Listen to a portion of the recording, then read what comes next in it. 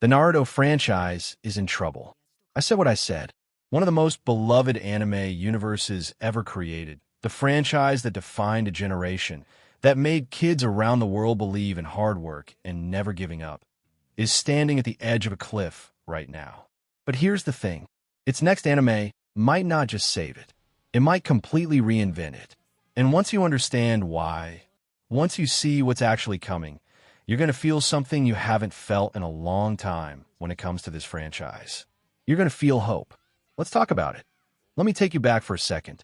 A manga about a loud, spiky-haired kid with a fox demon sealed inside him starts running in Weekly Shonen Jump. Nobody predicted what would happen next. Naruto became a phenomenon, not just in Japan, everywhere. By the time Naruto Shippuden finished airing, it had over 700 episodes. Hundreds of millions of fans worldwide. Some of the most iconic fight scenes in anime history. Themes about loneliness, perseverance, and belonging that genuinely changed how people live their lives. This wasn't just an anime. This was a cultural movement. Naruto running memes. Believe it. The Chunin exams. Pain's arc Itachi's backstory. Madara's entrance. The Fourth Shinobi World War. Moments that lived in your chest. Moments that still give you chills when the music hits just right. That's the legacy we're talking about. And then, Boruto happened. Okay, I need to be honest with you here. Because if we're going to talk about why two Blue Vortex matters, we have to be real about what went wrong first. Boruto, Naruto Next Generations had everything going for it on paper. A built-in audience of millions. Established world. Beloved characters. The literal son of the most popular ninja who ever lived. And somehow it fumbled. Not completely, but enough. The filler. Oh, the filler. Entire arcs that went nowhere.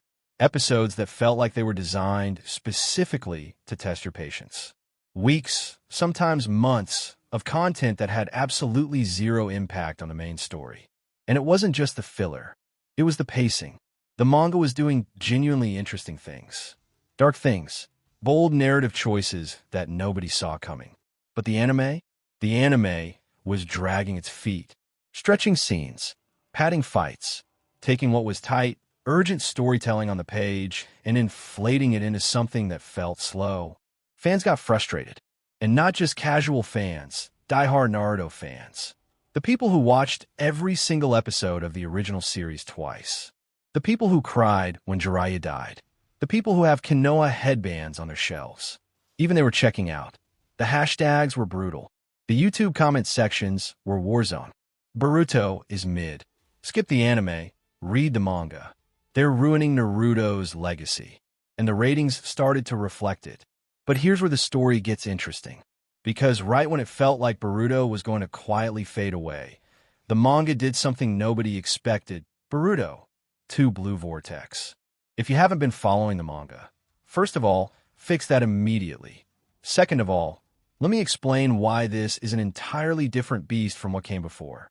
2 Blue Vortex isn't a continuation of the old Boruto story in the traditional sense. It's a time skip.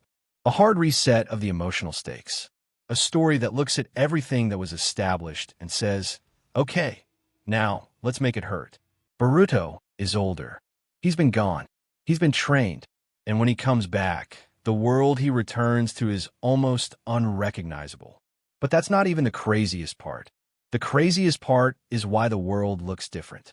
And to explain that, I have to tell you about omnipotence. Okay, buckle up. Because this is the moment that made the entire internet lose its mind. Kawaki, Boruto's adopted brother, the kid Naruto took in and loved like a son, makes a wish using a power called omnipotence. And that wish? It rewrites reality. Not metaphorically. Literally. He uses this ability to swap the memories of the entire world, so that everyone remembers Kawaki as Naruto's son. And Boruto? Boruto becomes the outsider. The threat, the villain in everyone's memory.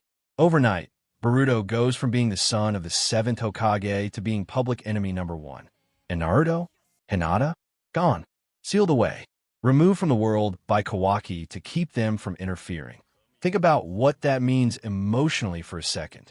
The man who spent his entire childhood fighting for acknowledgement. The man who wanted nothing more than for the village to see him is now hidden away, forgotten in a way. His own son framed for crimes he didn't commit. And nobody remembers the truth except a tiny handful of people. That is devastating storytelling. That is the kind of narrative gut punch that made Naruto legendary in the first place. Big, bold, emotionally brutal choices that actually mean something. Blue Vortex picked up that torch and ran with it. And now, it's getting an anime adaptation. But here's the thing that matters most. It's not just the story that's going to be different this time. It's the structure. The new Blue Vortex anime is moving to a seasonal format. And if you don't know why that's a big deal, let me explain it quickly. The old Boruto ran on a continuous broadcast model. Episode after episode, week after week, whether the story was ready or not. That's where filler comes from. That's where padding comes from. You have to fill the airtime, even when the source material isn't there yet. Seasonal format kills that problem. Instead of 20 episodes of filler wrapped around 5 episodes of story, you get a tight, focused season with a clear beginning, middle, and end. Think Demon Slayer. Think Jujutsu Kaisen. Think about how those shows made every single episode feel like it mattered. That's the energy Blue Vortex is going for. No filler, no padding, no wasted episodes, just story. And honestly, that alone would make this worth watching. But then there's the studio situation, and that's where things get really exciting. Studio Pierrot has been animating Naruto content since the very beginning. And for a long time, especially during the mid-run of Boruto, the quality was inconsistent. Let's be kind and call it inconsistent.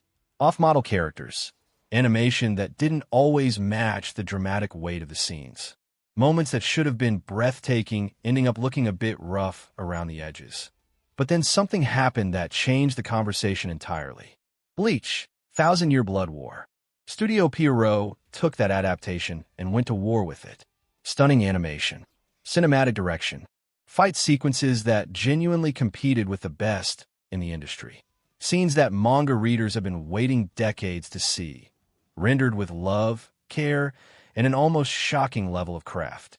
The anime community was floored, and suddenly, Studio Pierrot wasn't the butt of the joke anymore. They were in the conversation for Best Animated Series of the Year.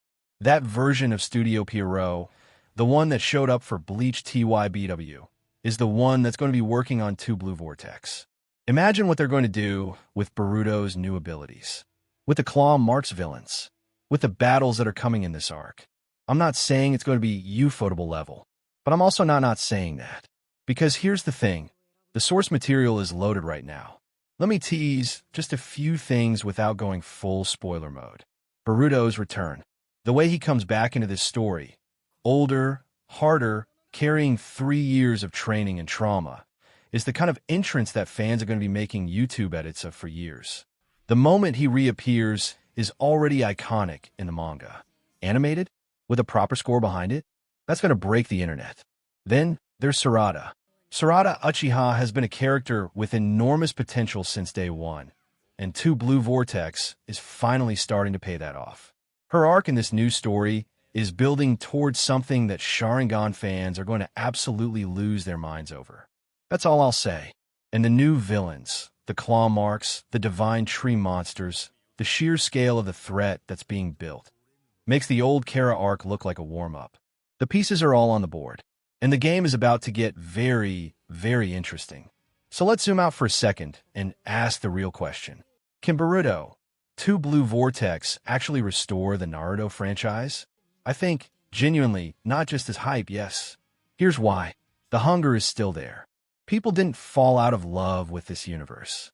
They fell out of patience with the execution. There's a massive difference.